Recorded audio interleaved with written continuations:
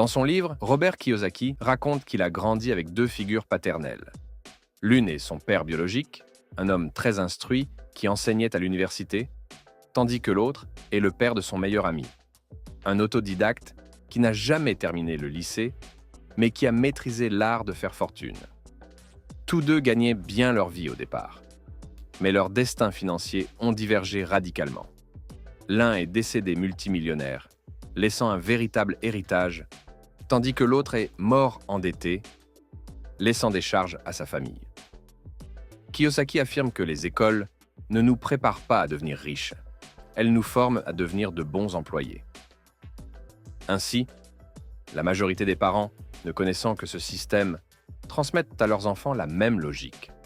Faire des études, obtenir un diplôme et chercher un emploi sûr. Si vous venez d'un milieu modeste, il est probable que vos parents vous aient, sans le vouloir, appris des schémas qui perpétuent la précarité financière. Ce n'est pas par malveillance, mais parce qu'ils n'ont jamais reçu une éducation financière solide. Le savoir qu'ils transmettent est souvent obsolète, recyclé de génération en génération, comme un bagage invisible. La pauvreté, dans ce sens, se propage presque comme un trait héréditaire. Mes propres parents m'ont toujours dit de bien travailler à l'école pour décrocher un emploi stable. Mais en lisant certains ouvrages comme celui-ci, j'ai compris que j'en retirais parfois plus que durant toutes mes années d'études. Si vous n'avez pas encore lu Père riche, Père pauvre, je vous le conseille vivement. J'aurais aimé que quelqu'un me le recommande dès mes 14 ans. J'aurais sans doute fait des choix bien plus éclairés. Dans cette vidéo, je vais partager les 7 grandes leçons tirées de ce livre.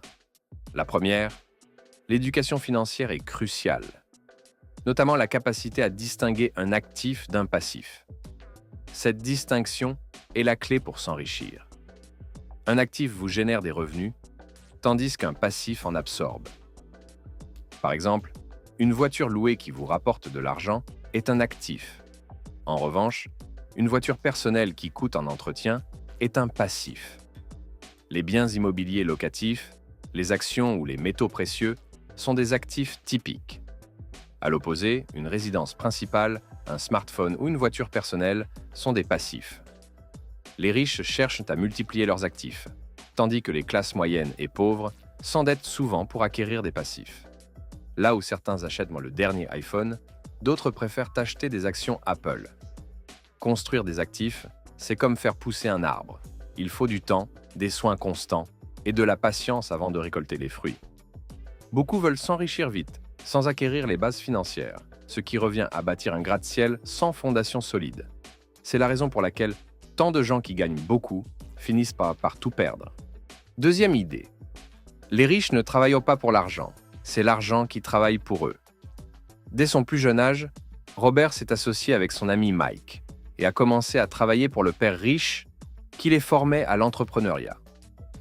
L'une des premières leçons fut que chaque billet gagné devait être vu comme un petit ouvrier chargé de générer encore plus de revenus. À l'inverse, ceux qui sont dans la peur ou la convoitise dépensent leurs gains dans des dettes de consommation. Maisons plus grandes, voitures de luxe, objets superflus. Ils évitent de prendre des risques et préfèrent acheter une nouvelle télévision plutôt que d'investir en eux-mêmes. Les riches, eux, n'ont pas peur de perdre de l'argent car chaque erreur devient une leçon précieuse pour l'avenir. La troisième leçon centrale du livre met en lumière l'importance de maîtriser les notions de fiscalité, de comptabilité et de droit. D'après Kiyosaki, accumuler de l'argent ne suffit pas à garantir la sécurité financière. Ce qui compte réellement, c'est la capacité à le conserver. Une personne aisée qui perçoit 100 000 $ peut réussir à garder une grande partie de cette somme.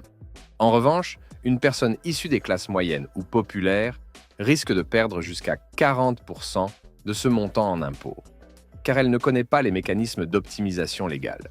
Kiyosaki rappelle qu'à l'origine, les impôts n'existaient pas.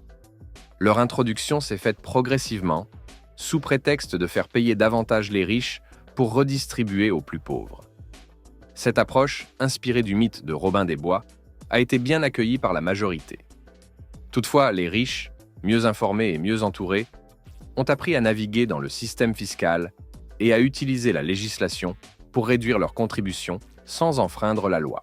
C'est là que réside une distinction fondamentale. Les ménages modestes reçoivent leur salaire, payent immédiatement leurs impôts, puis vivent avec le reste. Les riches, eux, encaissent leurs revenus, dépensent d'abord en investissement, en déduction ou en frais liés à leur société, et ne perdent des impôts que sur ce qui reste après ces dépenses stratégiques. Cette manière de structurer leurs finances leur permet de conserver bien plus de richesses. Merci d'avoir regardé la vidéo. Si vous voulez la partie 2, n'hésitez pas à liker et à vous abonner à la chaîne. Et aux 50 likes, la partie 2 sortira. À très vite!